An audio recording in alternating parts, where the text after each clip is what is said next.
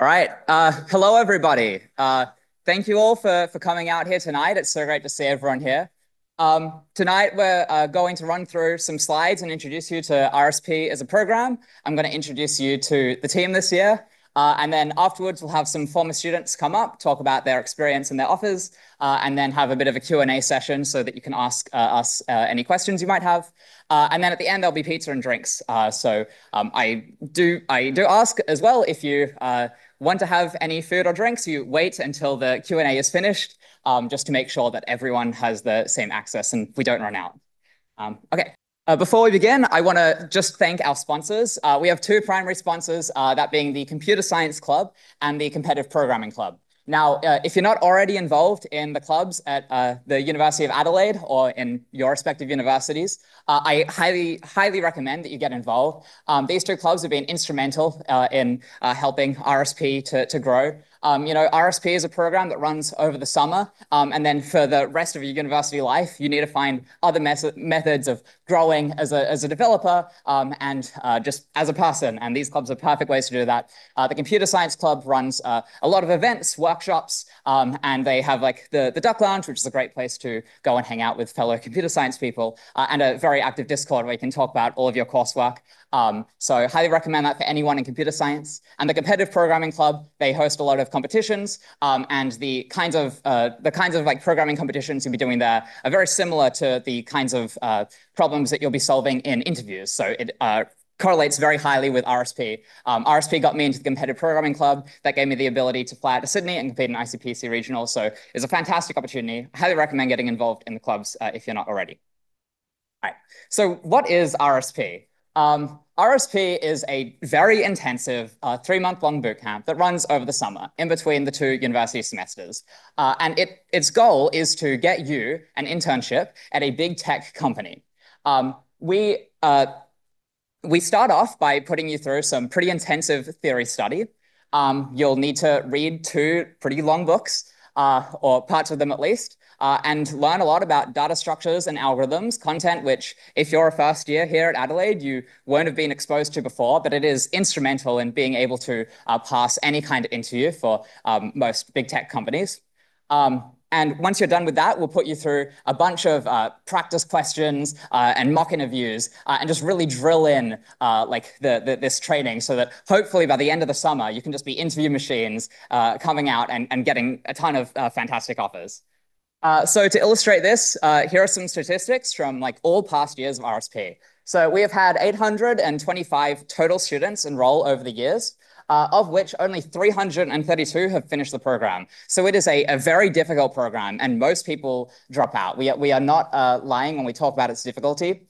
However, of the people that have finished, they have received over 350 offers, with over 170 of them being from big tech firms. A statistic that we're particularly proud of is a few years back, about 1/3 of all interns at Google came directly from RSP, from this program. So around all of Australia, 30% of people who are interning at Google came from us. And I think that's like pretty amazing.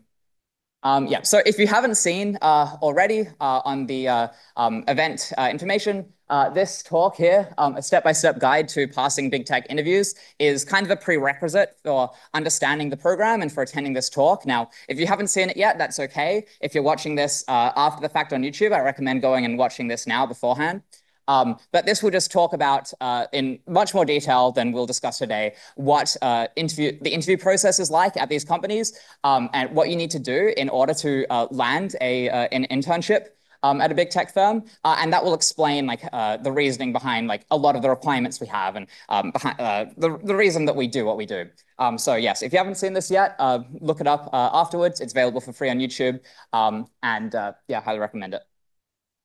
So if you don't know me, my name is Jack. I am the former coordinator of RSP last year. And then this year I have joined the RSP organization as a director.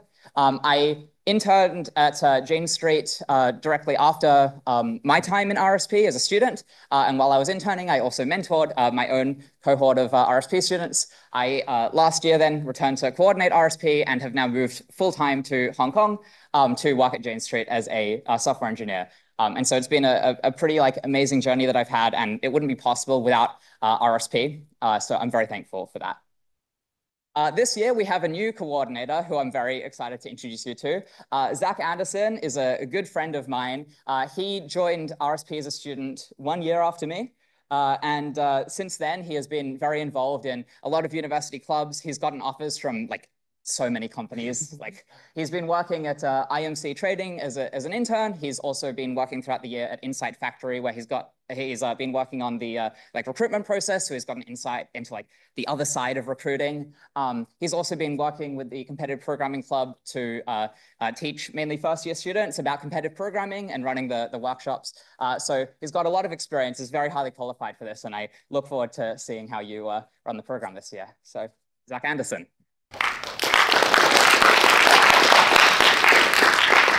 Thank you, guys, and thank you, Jack, for the very flattering introduction. So in a moment, I'm going to give a brief overview of kind of the program and if you're selected, what you'll be doing over the summer. But first, I'd just like to kind of iterate on what Jack said about the program's difficulty. It is very difficult, but when I was in your seats about 2 years ago before I applied for the program, I had no clue that I'd be capable of achieving everything that I've done since participating. And so my number one piece of advice right now is just to believe in yourself, because I know so many students who've had the same thought process. I know Jack thought this before they participated in RSP, but there's so much that you can achieve if you put your mind to it. And so really, even if you don't end up doing the program, just give everything all you've got and don't give up. So before I move on with a bit of info about the bootcamp, I'll go through the rest of the RSP org. So we've got the directors up there. So Ravi Hammond, the original founder, about 6 years ago, while he was studying a Master's of AI, was when he initially created this program, which was he continually had a lot of people asking him for advice about how to get these crazy internships he was getting, like at Google, Microsoft, etc. And so he kind of formalized this into a program, which has been very successful. Right now, he's studying a PhD in AI at Oxford, so he couldn't make it tonight, but he is offering career mentoring. And if anyone is interested, please reach out to him at the email that's on the screen there. Next, we have Sean. So Sean was the next director or next coordinator of the program, who coordinated it back when I was a student, and was one of the first students in the first cohort of RSP and was very successful, receiving a Google internship among other offers.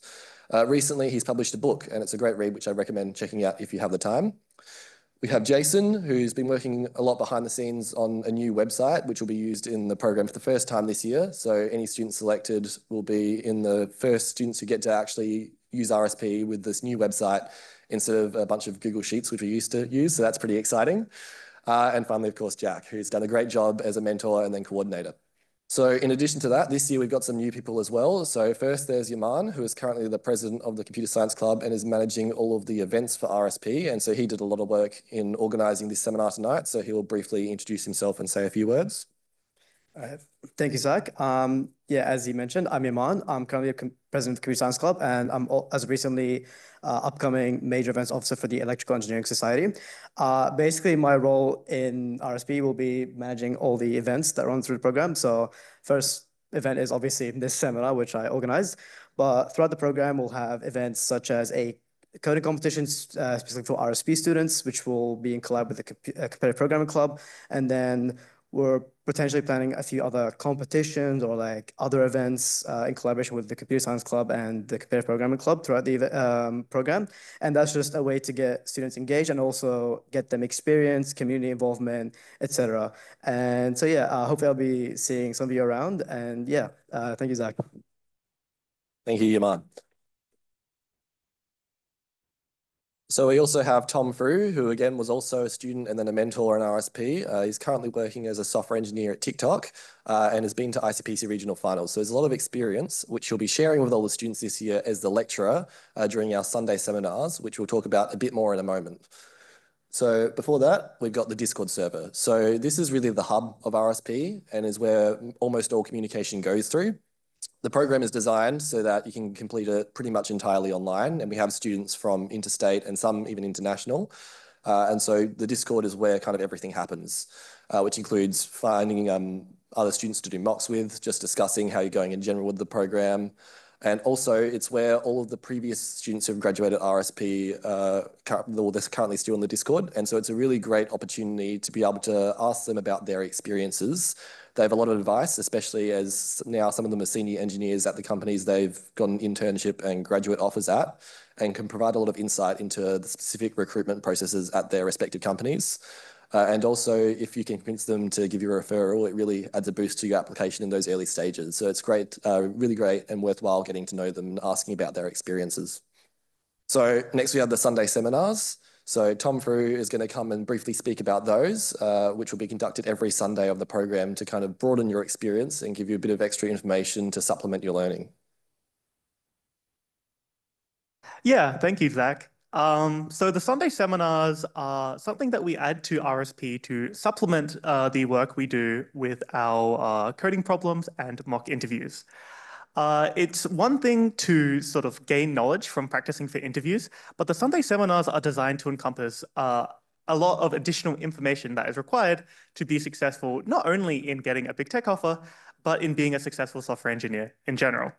These will cover things like how to do RSP and be successful, interview strategies, mock interview demos, Q&As, securing a graduate offer once you have actually landed an internship, tips for specific interviews like system design, object-oriented design, etc., and a lot of extra goodies. I will be planning these seminars for this year of RSP and working very extensively with the mentors to hopefully bring the fantastic knowledge of the past years, like Jack, Zach, Yaman, and others, to you guys. So yeah, hope it goes well. Thanks, Tom. So now kind of the bulk of the program. So first of all, we've mentioned it's a very intensive program. And so to make sure you don't fall behind, there are weekly requirements that you'll need to hit. I'll go into these in a bit more detail in a moment. But to basically report these, there's a thing we have called Monday updates. So at the end of each Monday, you're required to submit a report of basically all the progress you made towards the program this week. This includes your total hours, the number of leak code problems you've done, which I'll explain a bit more in a moment, mock interviews with other students, as well as anything else you've completed, like, for example, working on your resume or any personal projects. So this will be reported to your mentor, which, mentors. So each student is assigned a mentor to basically guide them throughout the program. The mentors are all past students of RSP who've gained offers after completing the program, and so they have a lot of experience that they're able to share with you. Their main responsibilities are offering that advice and guidance and conducting promotion interviews to ensure you progress throughout the program and keeping track of those Monday updates to make sure that you're not falling behind. And if you do ever at any point fall behind, help get you back on track. And in addition to this, most of them, I'm pretty sure all of them actually this year, will be working full-time during the summer, and they're all volunteers. So please be nice to your mentor and keep in mind that this is a very self-driven program. Your mentors aren't there to teach you. You need to put in the effort yourself, but they are there to offer advice and guidance and are really valuable if you make use of that well. So to kind of break down the program, because there are a lot of requirements throughout the whole thing, we've split it into roles to basically gamify the structure a bit. So to start off, when everyone joins the Discord server towards the end of November, everyone will be given the novice role, which is the first role of the program. And the bulk of the work at this phase is understanding that theory study that Jack was talking about earlier. So in order to complete interviews to a high standard, you need a good foundation in underlying data structure and algorithm skills, which some of you might have experience with, but we don't expect you to. RSP is designed to teach everyone from the ground up, essentially. And so the bulk of this theory study comes from these two books, Cracking the Coding Interview and the Algorithm Design Manual. So all students are required to read the first 86 pages of Cracking the Coding Interview, which basically gives a broad overview to what you can expect when going into interviews and gives a few tips and tricks, especially for some particular or a few of the particular top companies. And then the bulk of the algorithm and data structure theory comes from the Algorithm Design Manual. So this book is essentially, there's two main sections. The first section is kind of like your standard textbook, and the second half is like a reference manual almost. Don't worry about the reference manual. The main bit is that like textbook bit, which for the second edition is the first 10 chapters, and for the third edition is 13 chapters. This is quite a lengthy read. It's a few hundred pages. And if you haven't done any algorithm study before, it can be a bit daunting. I also remember that all of the code examples in it are written in C, which is something I struggled with a bit. So it does take a while to get through. And one of the biggest pieces of advice I can give is to get started reading this as soon as you can. starting now is honestly the best time. It is possible to only start studying once you begin the program, and we know some students will be busy with uni up until then. But it is something that I recommend getting a head start on early, because it is very important that you understand this to a really high level, because it will be tested in your first promotion interview. It's also worth noting that there are a few other requirements, but this is by no means what you are limited to. Everyone should feel free to supplement their learning with YouTube videos, articles, anything else that they find helpful. I know I watched a lot of YouTube videos to kind of cement all of the underlying theory from the algorithm design manual. So I mentioned before promotion interviews. So the first one is definitely the most challenging and probably where the most students end up having to leave the program.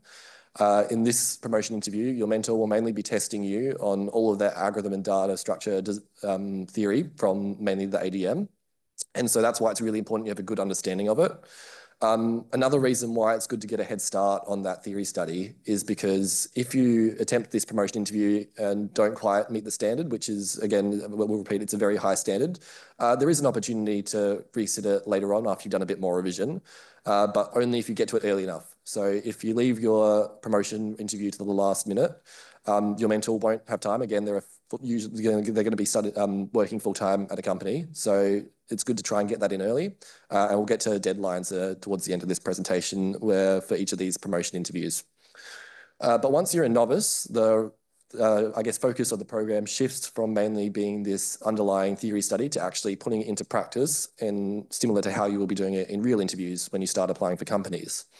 So the first of this is LeetCode. So if you haven't heard of LeetCode, it's a very popular website that people use to study these kind of algorithm and data structure problems. So there's a really large variety of questions split up into categories, easy, medium, and hard. And a lot of these are real interview questions that people have seen before in interviews. I know that I've done a few interview questions where the questions have almost been an exact replica of a LeetCode I've previously completed.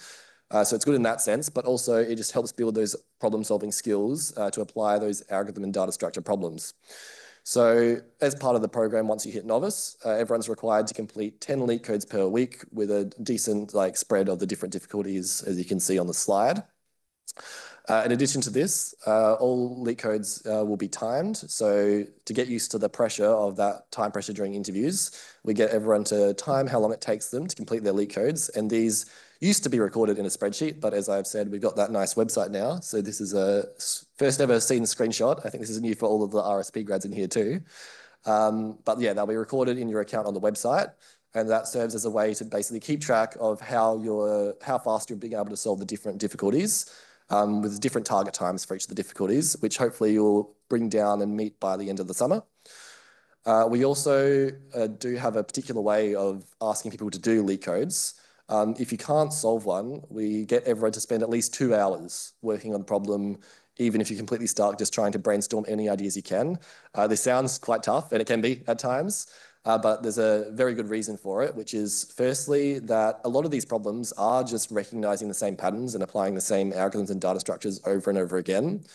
And so if you get stuck and spend that time trying everything you can think of, hopefully you can just solve it, but even if you can't, then you'll remember the experience of being stuck on that particular problem, and it will remind you much more easily in the future of what the solution was. And so that should come back to you a lot better in real interviews. It also just helps in general with the ability to kind of think of what to do when you're stuck, which is quite important in interviews as well. Even if you don't end up solving a problem in a real interview, often the interviewer is more interested in your thought process than your actual final solution. And so being able to come up with a sensible direction to take your thinking is a really valuable skill. In addition to LeetCodes, the other bulk of the novice requirements comes in the form of mock interviews. So each week, the students are required to do at least 2 mock interviews with their other students. These are honestly probably the most valuable part of the program, because by the end of it, you have completed a lot of mock interviews, and it makes you feel a lot more prepared and comfortable during those real interviews with real companies. And also the RSP mocks are designed to be very tough. So by the time you do the real ones, hopefully they should be a lot less stressful. You also have the opportunity to give interviews. So encompassed in those 2 mock interviews, you'll both receive one and give one to another student. And being on that other side as the interviewer gives you a lot of insight into what these recruiters are looking for when they're interviewing you. and it helps you kind of pick up on what you should be both looking for when you're interviewing others, but also how to improve your own performance. So yeah, very valuable. In fact, one of my students did a lot last year, and I'm sure he'll be willing to talk to you about those. But we'll get to that a bit later. So with mock interviews, again, they'll be recorded in the new website. And there's the kind of breakdown of the structure is there's first a short behavioral question, which is something like, when was the time you've dealt with conflict in the group? You kind of like standard interview questions that aren't software engineering specific. And then one easy and one medium leak code question, which your interviewer should have a very strong understanding of so that they can provide really insightful feedback to you. These are scored on 5 different criteria. There's, you should be able to see them up there somewhere. Yep, confirming the question, algorithm design, complexity analysis, coding, and testing. We'll go through a big breakdown of what these actually mean and what you should be looking for when you start getting up to interviews in the program. But basically, you'll score each of these categories out of 10. And one of the reasons why RSP mocks are so tough is because we want you to be really well-rounded in all aspects of interviewing. So if you get, I can't remember whether it's less than or equal to or just less than, but basically like 5 or below on any of these categories, that's a fail for the entire interview, which sounds very tough. But keep in mind that failing the interview is not something that you should be discouraged by. It's something that's all the mentors are going to be expecting at the start of the program and will be somewhat concerned if people are passing in those early stages because it's designed to be so tough.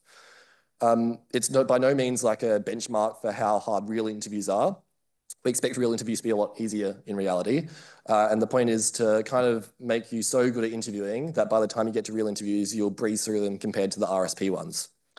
And also, again, on the note of not being discouraged, it's worth noting that there have been heaps of students who've gone through this program, failed every single mock interview they've ever done as part of the program and gone on to get offers at places like Google. So it by no means should be something that you're using to like compare yourself to others, but just as something, just a tool to help you improve your weakest areas. So once you've done 10 mock interviews and 50 leak codes, among some other requirements, such as a personal project or work experience, resume, LinkedIn, those kind of things, you can be promoted to intermediate. This promotion interview is a lot more relaxed. Your mentor will basically just check that you've done everything that's required and offer some advice. But once you get to intermediate, a lot of the program remains similar. So you still got your mock interviews, you still got your leak codes, but there's a bit more scope to explore things that you're more interested in particular. So the first of these is broadening mocks. So before this, we ask everyone to do that specific, very rigid RSP style mock interview structure. But once you get to intermediate, you can start working on broadening mocks, which might be behavioral only questions, object-oriented design, system design, different types of interviews like these, which you'll see occur at different frequencies for different companies. So this is particularly useful if you've got either some upcoming interviews that you know what the structure is going to be of, or if you've got some dream companies in mind that you want to work towards and you know they tend to do these kind of interviews and gives you a bit of a chance to prepare for those in particular. To kind of supplement this, we've also got advanced theory, which is basically just scope for you to include in your hours for RSP each week, just any kind of advanced theory study you want to look into, whether this is something like front-end work, maybe some low-level stuff in, say, low-level C++, which a lot of trading firms are interested in, even AI or statistics, data science, just anything in particular that isn't really covered in the main program that you want to focus a bit of your attention on for particular roles. So once you've done another 10 mocks, so 20 total, and 100 total leak codes, among some other requirements, such as community involvement, which might be volunteering for the different clubs involved in computer science, a competitive programming competition, like Yaman mentioned, and a few other requirements, you can promote to advanced. And so it is worth noting, this is an optional role. Once you reach the intermediate role, you're technically completed the program, you've successfully done, and as long as you keep doing your mocks and leak codes for the remainder of the program duration, you'll be successfully counted as an RSP graduate. Advanced isn't for everyone. You really need to push yourself. It's already a very tough and grindy program, and this is even more work on top of that. But the students who do end up reaching it tend to perform the best in their real interviews, and it's something that if you think you can manage it and you won't burn out, it's really worth going for. But again, like I said earlier, it's great to get started on the theory study early. I think almost all of the advanced students in each year end up doing their first promotion interview within the first 1 or 2 weeks of the program. So if this is something you want to aim for, which I'd recommend doing if you're keen, please just try and get as much of a head start as you can. Another benefit of advanced is, like I said before, the RSP Discord server has a lot of RSP graduates who are now working full-time at a variety of companies. And because these are so competitive applications, having a referral can really go a long way to boosting your initial application. Unfortunately, referrals can be somewhat hard to come by, but because we've got so many graduates, they are often able to provide a certain number of referrals. Unfortunately, we do have a lot of students for RSP each year, and graduates will only tend to be able to refer a certain number. And so reaching advanced is a great way to stand out to other past RSP students and to kind of show your cases why they should give you a referral. So that's something I'd really recommend going for as well if you're keen. And so I'll hand back over to Jack now to talk a bit more about the difficulty of the program and other options if you feel like you might not be up to the intense grindiness of the program over this summer. Yes, thank you for that, Zach. Yeah, so just a few brief words before we end this section of the talk. We've mentioned it a lot, and I really just want to emphasize that this program is hard. If you apply for it, there's a good chance that you won't actually make it to the program. We get a lot of applicants each year, and we can usually only accept about half of them. So that's one big hurdle. And then, of course, if you do make it, and you put in the study, the 30 to 40-hour weeks that we expect from you, you might end up in the first week of January in your first promotion interview and realize that you don't understand the theory well enough and you end up failing out of the program.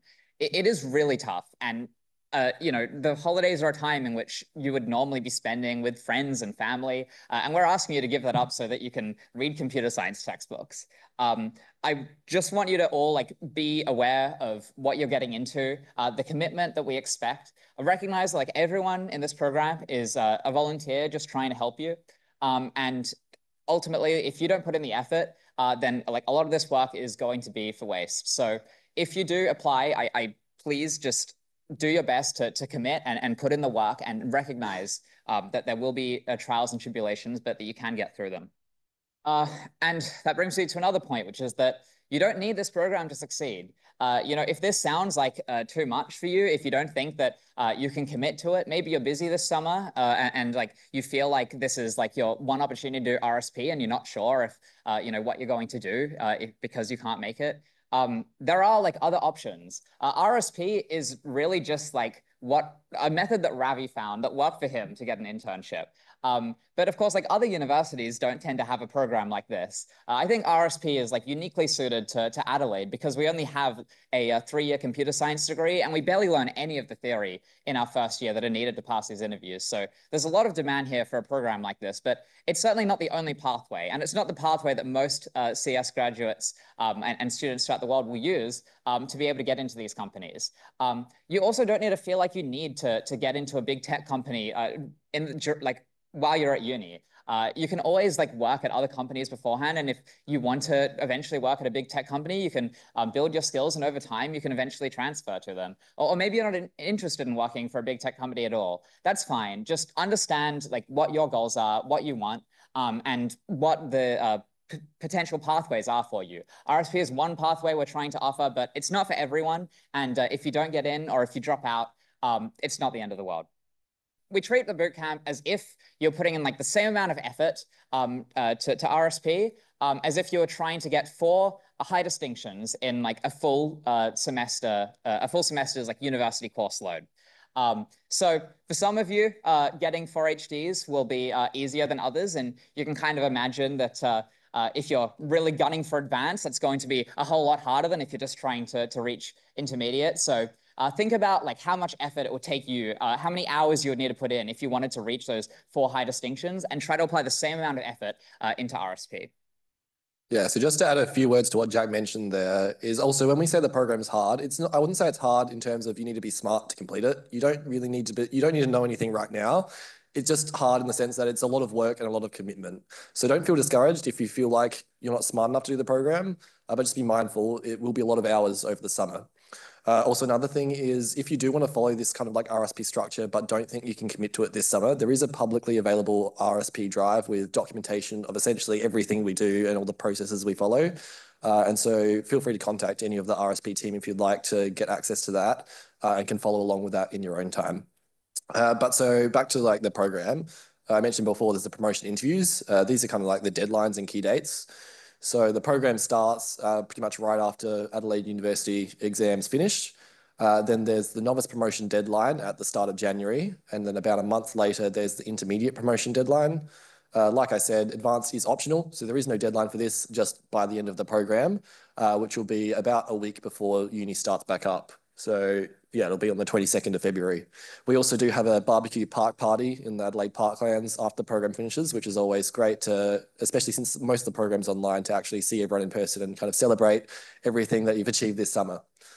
So application form, I know a lot of you guys have already actually filled it out. This was included on the Humanistics link. It's great to see so many of you are so keen. But this will be due about the end of this month. And there are limited places available again, just because it is all volunteer run. There's only so much capacity we can take on.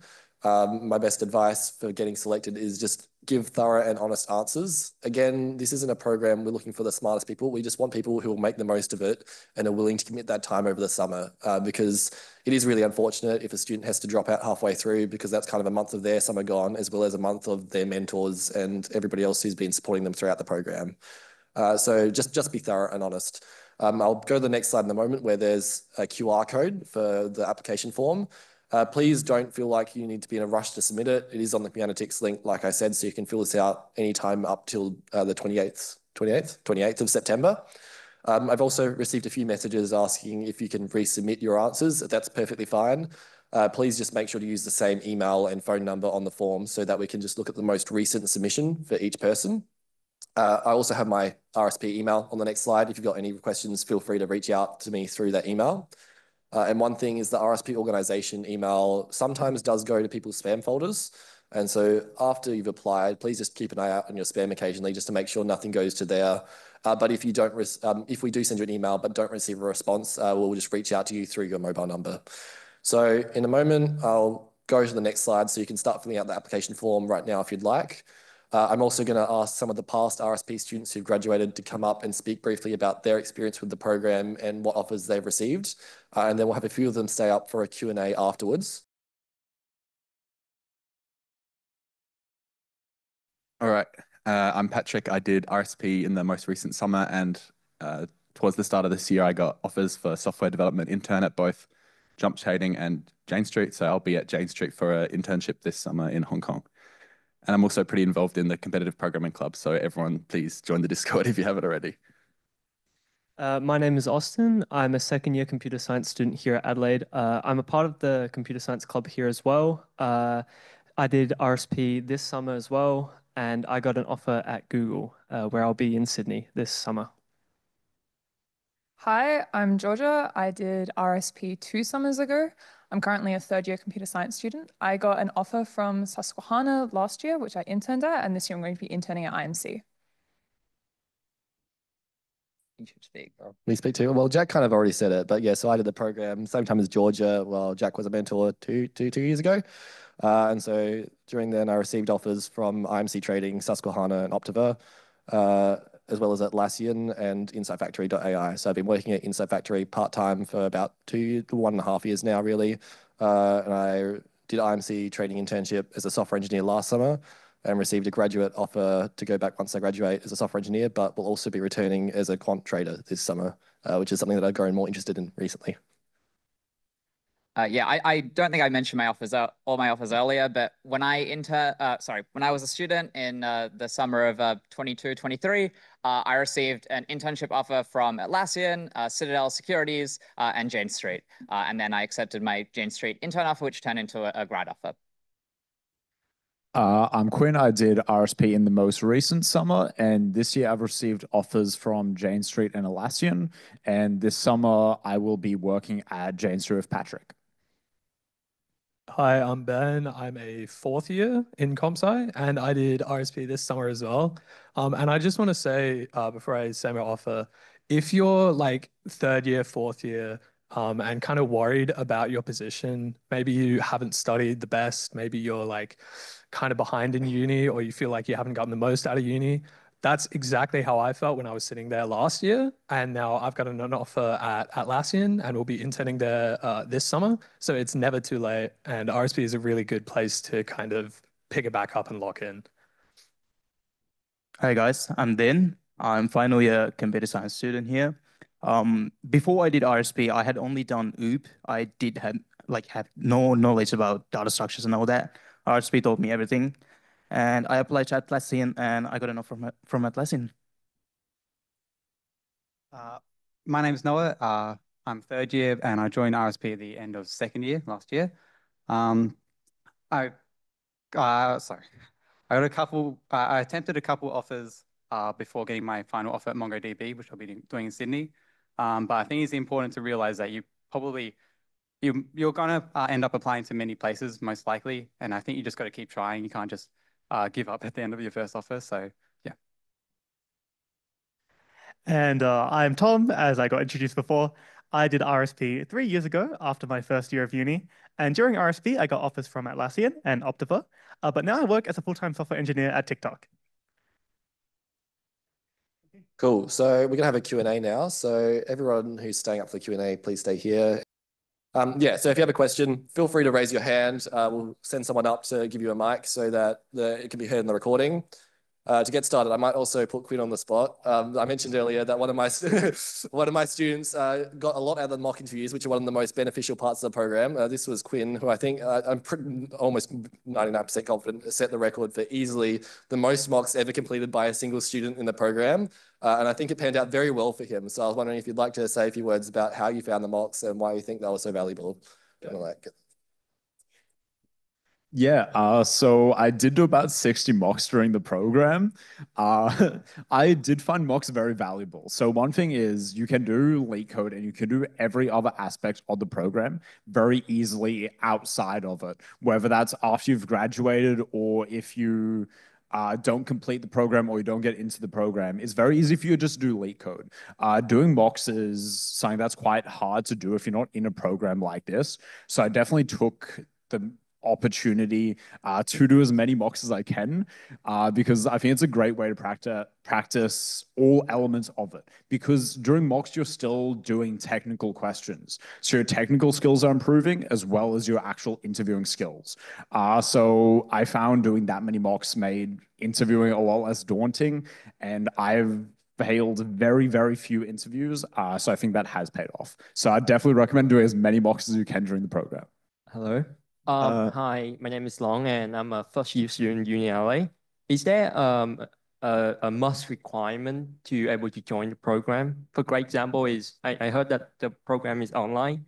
Do we have to be in LA throughout the whole program, or can we just, be somewhere else and then just be back at LA later? Yeah, so it's perfectly fine. If you're not in Adelaide, especially since I know a lot of international students would probably go home over the summer, it's kind of designed this way. So you can complete the program almost entirely online if you're not within the state. So yeah, that's perfectly fine. There's no requirements there to be in Adelaide. We also do have, especially in recent years, a lot of students from interstate and even a few international students completing it. So yeah, it's growing quite a lot and there's no requirement to be in Adelaide. You guys were talking about there was 2 mock interviews every week. How do you do more mock interviews? Yeah, so the minimum amount of mock interviews you need to do a week is 2, but it's your responsibility to organize those mock interviews. So you just simply organize more than that. So every mock interview you'll do is with someone else in the program. So just reach out to a lot of people. There'll be a channel in the server where people will put the times that they're available to mock interviews. So you can either just respond to there, put your times in there, or just message people. Like at the start of the program, I messaged everyone as soon as they're promoting to novice to do mock interviews with. So there's definitely ways to do more than 2 a week. What was the quickest time someone finished RSP? Someone else, yeah. I want to say January 14th. I don't remember the exact date, but yeah, the record was by me 2 years ago. It was January sometime. I can't remember the exact date. I can find it if anyone's interested in trying to get through the program really quickly to try and beat it. But I will say also my official promotion was a week later than I had it ready because my mentor was busy working full time. So if you beat it, you need to beat it by more than a week for me to personally count it. But yeah. The advanced fight in my year was like, it was like Tom and I were trying to promote to advanced before each other in like February or something. Yeah, so you just came in like 2 weeks before that. Jack had the previous record before I came in and installed it. I wasn't the record by then. There was someone else before okay. me. But you definitely, yeah, you're crazy. So I just had a question about how the mock interviews are run, particularly towards the start of the program. I know I personally wouldn't feel equipped to be the interviewer in that scenario. So how is that taught if you're just running it with other students? How do they know what questions to ask? Excuse me. And yeah, what code is asked of them? Yeah, sure. So it can definitely seem very daunting to do mock interviews when you don't even have experience with real interviews. But luckily at RSP, we try to make that as easy as possible for the students. We provide you guys with some very extensive documentation on how mock interviews should be run. Not to mention a seminar that we've done every year and also being planned this year for how to run mock interviews, where two mentors will actually just interview each other and then give advice on both the interviewer and the interviewee.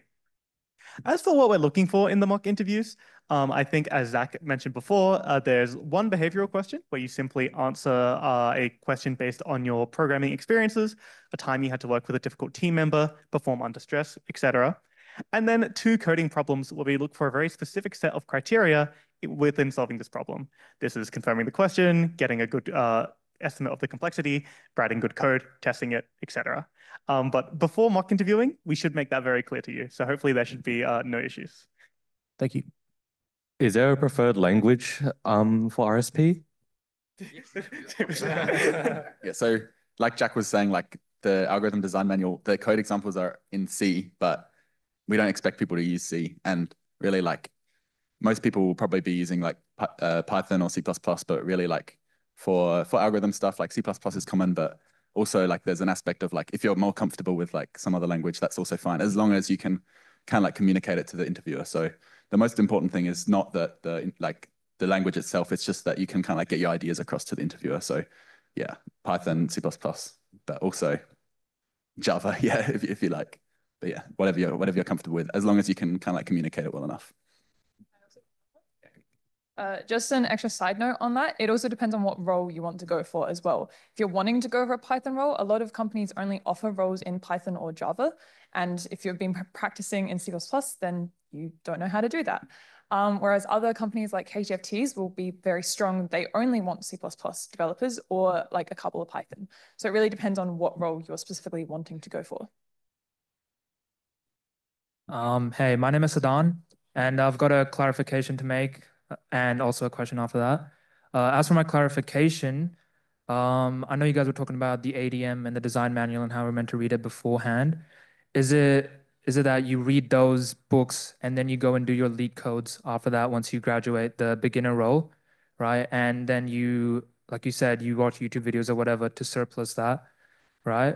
And then from that clarification, like, is it just purely focused on that, or do you guys have any other types of like formats of learning data structures and algorithms? Because I feel like some people may not have, like, they're not as excited to just read a book. You know what I mean?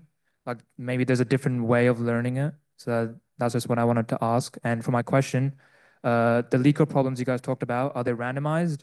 Do you randomly choose them? Because I know if you haven't learned a specific topic, because there's no way you can learn them all in a specific amount of time, you know what I mean? So would you have to select them purely based off what you know, or would we get a question set? Yeah, I'll take this one. So with the ADM, I'll just add a few things to what I said before about it.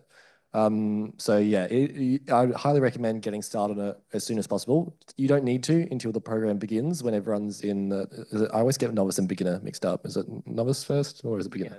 Beginner. When you're in beginner at the start of the program, I do recommend doing it earlier. And so that would be the stage to supplement it with YouTube videos to make sure you have a good understanding of the ADM content specifically, because that's what's going to be assessed in the promotion interview. And so we ask that students don't do any mock interviews or leak code until they've done that promotion interview. So they've fully understood the theory, they've been promoted, they've got that new role in the server. And at that point, that's when you start doing leak codes. And from this point on, the bulk of where you'll learn like really your official theory studies done, but all the rest of like the techniques you'll use in leak codes, you kind of just learn by doing it. We have extensive documentation, like Tom mentioned, about how we ask you to do leak codes.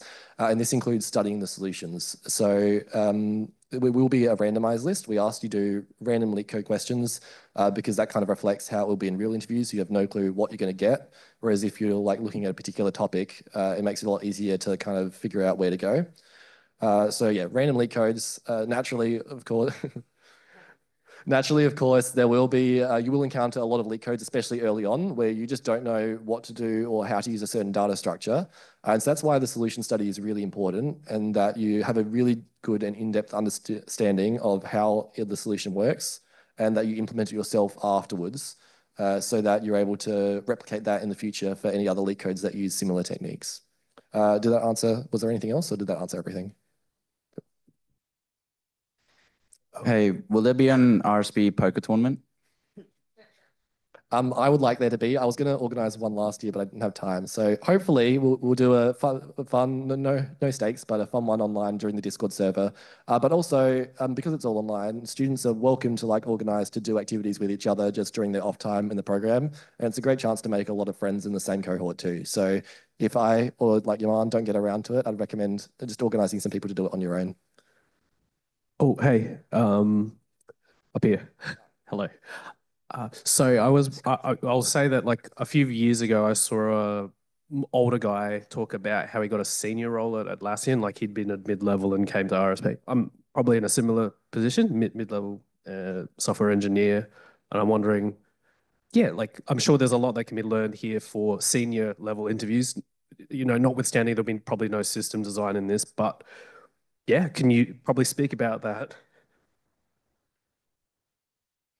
Yeah, so I'll take this because I think you're thinking of last year with Anthony Manchin, who was one of our mentors. He was transitioning from like one company pretty senior role working in I think it was a defense firm in Adelaide and moved into Atlassian. And yeah, he put in like he also like had a kid at the time. Like he was putting in so much work at the time of the program. I think like RSP is largely targeted towards like first year students who like really know nothing and are learning things from the ground up. But of course, like a lot of our interview, a lot of like the practice you'll get is really helpful for anyone looking to like transition in their careers. I feel like when you go through uni, you like and you start interviewing, you learn a lot of these concepts, but you kind of lose that once you're in industry, right? Because you're not usually solving like leak code problems in day to day, and so trying to like re-enter and break through can be quite difficult. And RSP is like a good method to kind of relearn some of these like interviewing fundamentals that might not necessarily represent the day-to-day job, but they do highlight like a lot of the skills that you use on your day-to-day job, like communication and your problem solving. So it's a great way to like practice and hopefully be much more prepared when you come into some of these interviews. And of course, like you'll have the freedom throughout RSP to do your own study into some of the more specific areas that might be relevant to you. And we're always happy to like work with students to cater to like individual needs. We don't want to try to push everyone into like one box. We'll have the like the basic like leak code and mock requirements for everyone, of course. But what you do with like the rest of your hours each week is up to you. Sorry, can I just add to that quickly? Also, so you mentioned system design as well. So even though most of the students in RSP won't be familiar with that and probably won't actually need to do any of it because it's more of a senior engineering recruiting interview, they do still come up occasionally. And like I mentioned before, all of the RSP grads, who some of which are now some pretty senior engineers, are still in the Discord. And so when I was studying the program for my Optiver interviews, for some reason, even though it was like an undergraduate internship level, they had 2 system design interviews.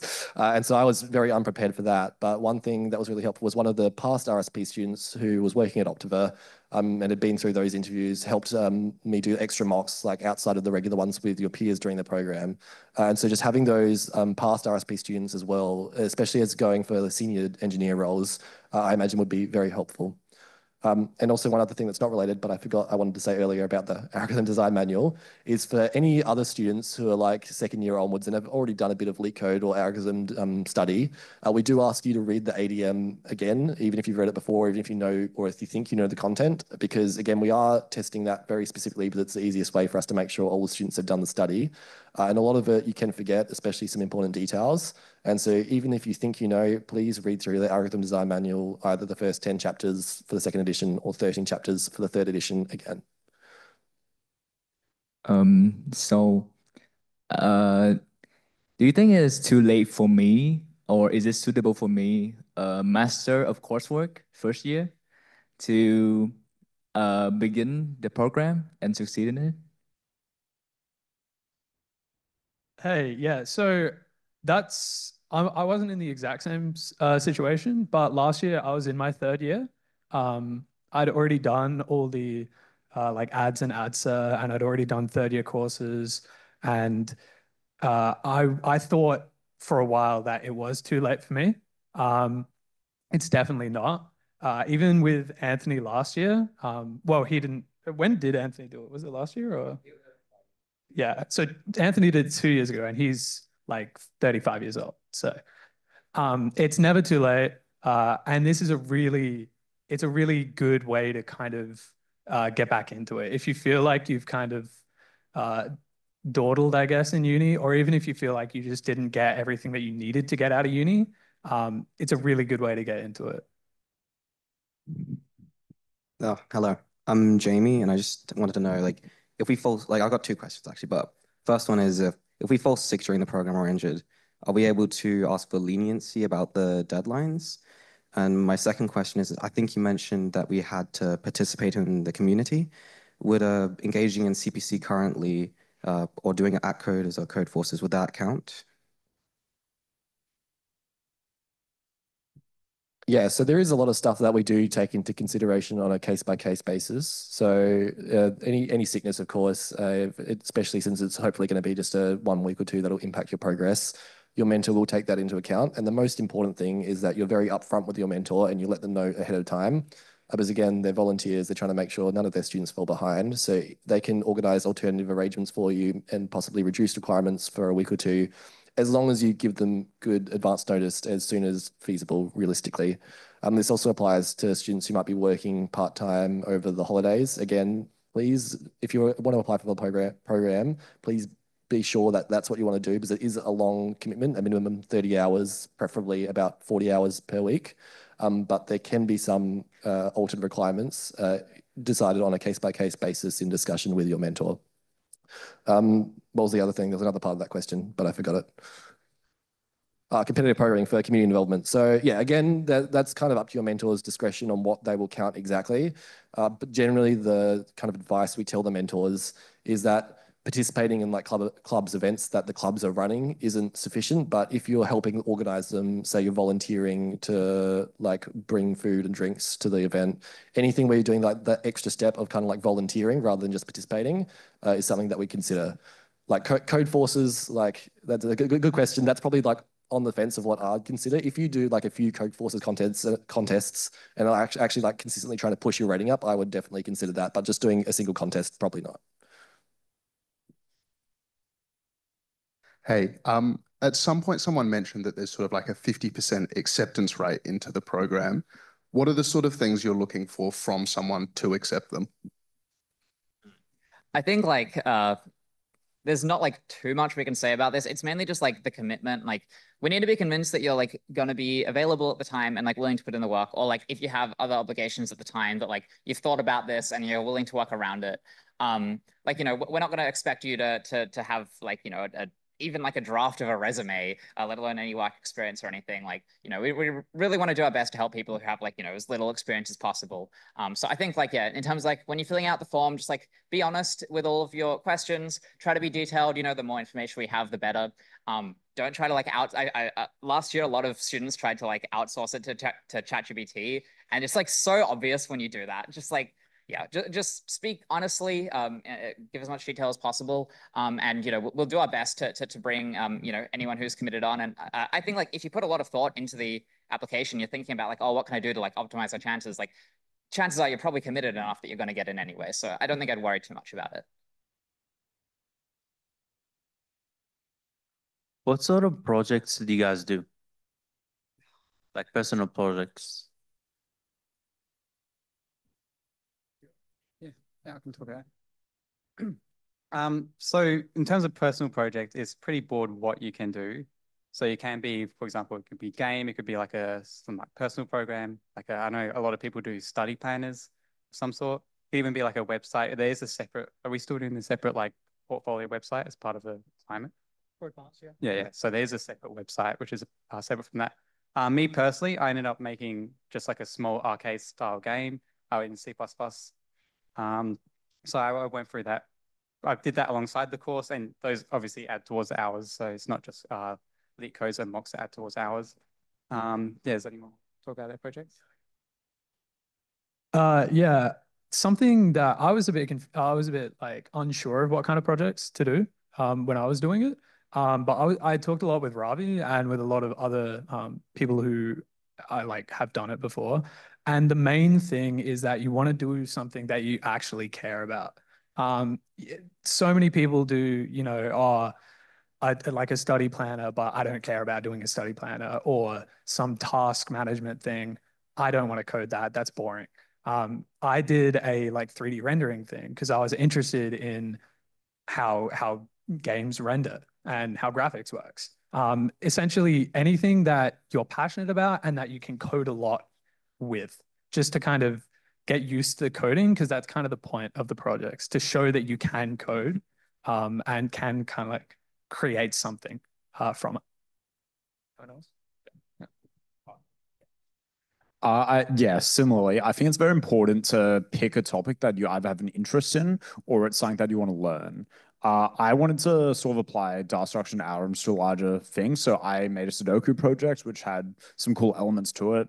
And I think because that was also a unique project and there's some elements to it like maths, I've definitely gotten some very positive feedback from recruiters that they really liked that project, and it was also a really fun project for me to do.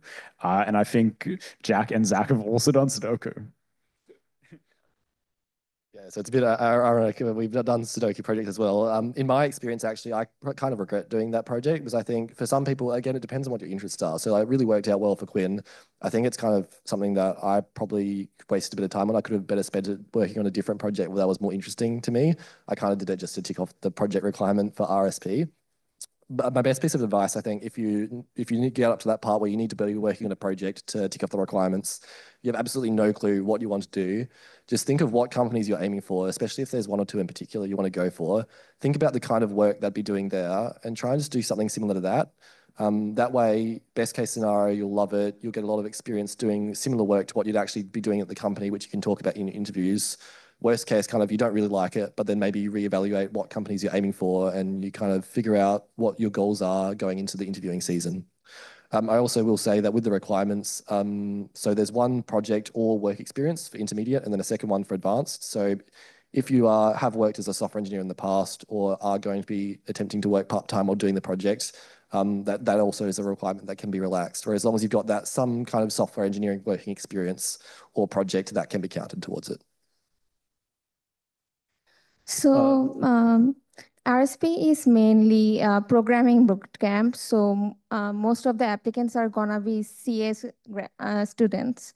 But I'm an electrical engineering student, but I'm interested in coding, and I'm also currently doing a course on it. So you said that you are gonna start from the ground up, from the basics. But how basic is it gonna be? Because the CS students who are even in their first years, they're gonna know more about programming compared to me. So like I'm studying pointers, arrays, loops, these kinds of things, and object-oriented programming.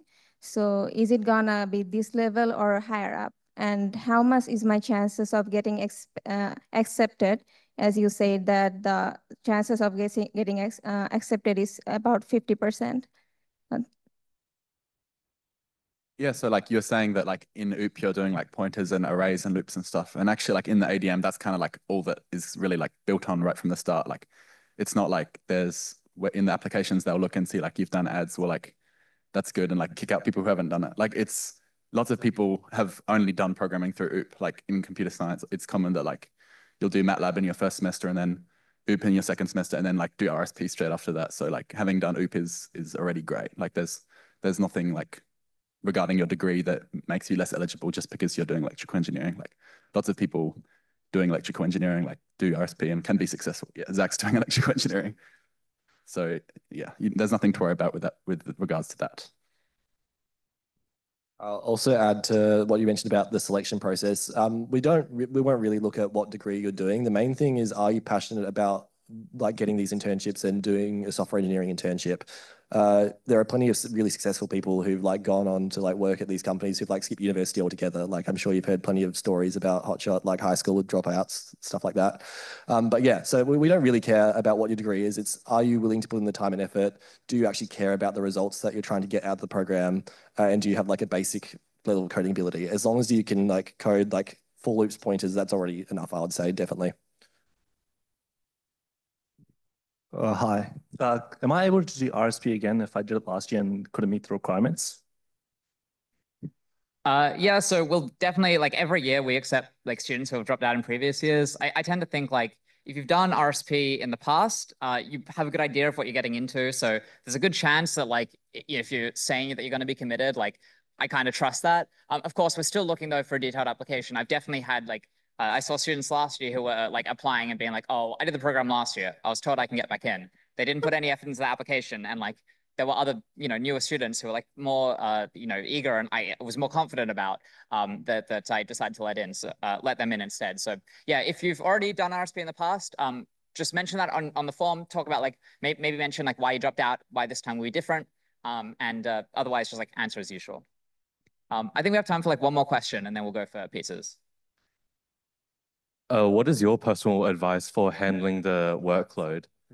So yeah, what is, I guess, everyone's like personal advice on like how they coped with going through those 40 hours?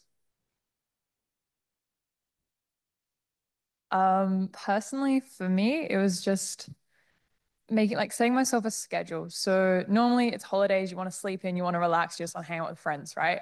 You kind of have to treat it more like uni. So for me, I still just woke up every day at like 7:30, started working on RSP, then had lunch break, made sure like I had a bit of a brain break so I wasn't just fully going through 24 hours a day doing RSP. You still got to make sure you're mentally inept and not completely brain dead by the end and by the time you actually start to getting to the interviews. But I'd say, yeah, making yourself like a schedule, for me personally, I like doing to-do lists, like setting what I'm going to do each day, making sure I'll do like one easy, one medium leak code on like Wednesdays and one hard on Thursdays, because I know they're going to take me 4 hours instead of 2 hours to do. So yeah, breaking it down and making it into more manageable chunks, I find personally is my way to deal with such an intense workload. Yep, I think we might call it there because we've got the pizza waiting outside. So just before we go, thank you everyone for coming. Please limit yourself to 2 slices of pizza to start with, because we do have a lot of people here and we want to make sure that there's enough for everyone to get some. All of us will still be here. So if you've got any questions you didn't get answered already, please feel free to come up to us. And also my email again is there. Feel free to email myself at that address if you've got any questions in the future. Thank you all for coming and enjoy the food.